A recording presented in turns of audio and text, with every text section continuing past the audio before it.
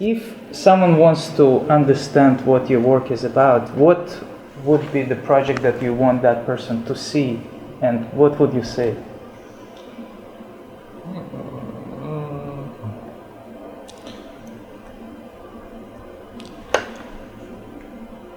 I'm a different person in different project, so it's hard to But if you have one, summarize. I don't really care how people look. I don't mind people don't completely understand me, but so I think, of course, through more projects, people understand more. But even for myself, I have a different mood, different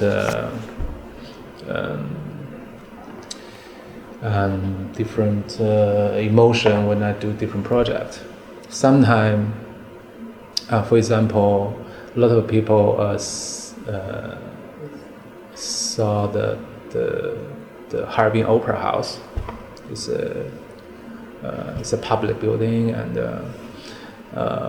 the beautiful image, landscape. It's a beautiful architecture. A lot of, because I say beautiful because a lot of public. That's what they say. They say, yeah, because normally they don't care about architecture, right? If it's ugly, they say it's ugly. But someone I think said it's the most beautiful building in China, right?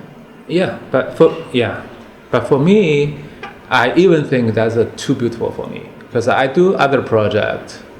I don't really care too much about lines and the proportion and the color. You said that we should discover new ways to make humans and nature closer. So that's I guess that's one of the recurring theme of your work, right? Yeah. And you also once said that I think it is important to practice architecture with an attitude. Yes. So what does it mean for you to practice architecture with an attitude? Attitude, like, our name, Matt, is actually quite it's a different from other names. So normally architects say other names about more technical, I think. But I think our name is more about the general cultural thing. Being critical to things, that's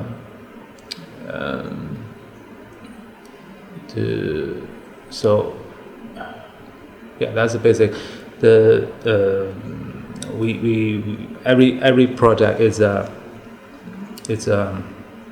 every practice. Our practice is we can use every project description. We can start with the same word at the beginning. Like, we're talking about our context, which is very modern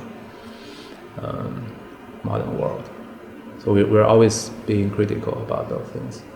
But what do you mean? How do you usually start a project? What is a typical process? Oh. Because I've read that one of your projects, I think it was the opera house, that you sketched even before seeing the site. That's a method of working. But when I talk about attitude, it's a very for example, when I got a chance to design high-rise in Beijing CBD, I don't like all the other towers. That's my attitude. So I have to think: should I go taller, stronger, or more beautiful, or more nonsense like CCTV? Well, you already said that you close your eyes and ears and you just do what you need to do. But I open my eyes to the nature as well. Okay. That's my attitude. It all depends on what's the force, or what's the environment around me. Mm-hmm. Like, what kind of people around me. I will show. Sometimes I'm weak. Sometimes I'm strong. It depends. But that's my attitude towards tradition, towards the modern. I think that's kind of the feel I had, and it's very it's super emotional process for me. There's nothing come from the diagram or study, and so it's very intuitive. Yeah, yeah, it's very rare, and I even in this recent all my practice, sometime I lost that sense because too much realistic request or from around you, yeah, or some you care many things. But I think this is so. Sometimes I try to find this feeling. I think that's important. I want everything look new and different and different from what you designed in yeah, the past. Yeah. Why is that? So you more exciting. More exciting. More exciting. It's different because. But how is it possible if you have so many projects? Yeah, that's the thing. That's the thing. That's my headache. You have too much project. But it's like for me, each project is like a nice conversation with other people. I want this conversation to be nice and meaningful.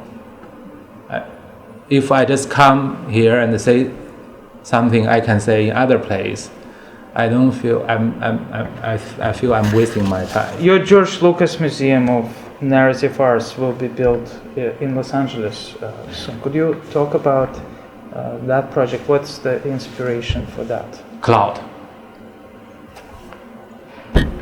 It's Do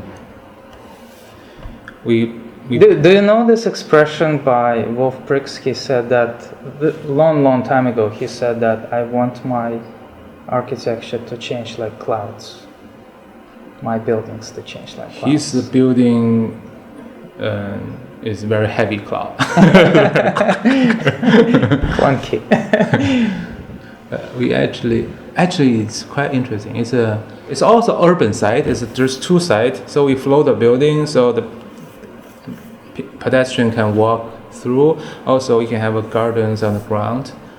Also, we create another layer of garden on the roof. Mm-hmm. So it's almost like the building doesn't take any space. Yeah. The whole gallery is in the air, and it casts a lot of shadow because Los Angeles is too very hot. People can stay underneath the canopy. Yeah, that's a quite urban gesture. Would you say that developers and architects in the West are more conservative than in China? And what do you think Western architects could learn from here? I think a Chinese developer or let's say this generation, they become more. They could take a more risk. The reason is they're looking for new opportunities, and they are looking for their own cultural identity. They're exploring who they are. You think it's changing now compared to a number of years ago? Because there was this is just starting now. So I think this is just starting now. I think that China used to think learning from the West become modernized is a good way.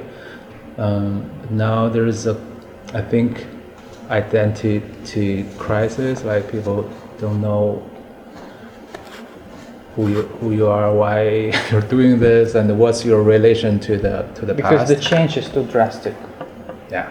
In big cities. Yeah. So when people say, "Oh, our city, all the same, everywhere same," who am I? Why I'm building the same? So people start to talk about the cultural issues of who they are, and they want to more honestly exploring the parts in their body to explore those things. So every time they explore something, it's an experiment. It's a new. They want to. Shanshui City is a part of it. So we talk about the past. We imagine the future. Oh, many developers say, oh, let's do it. Let's see. I don't want to repeat SOM the type. So that's why we can build this. In the West, real estate is more conservative because they're so confident about their culture.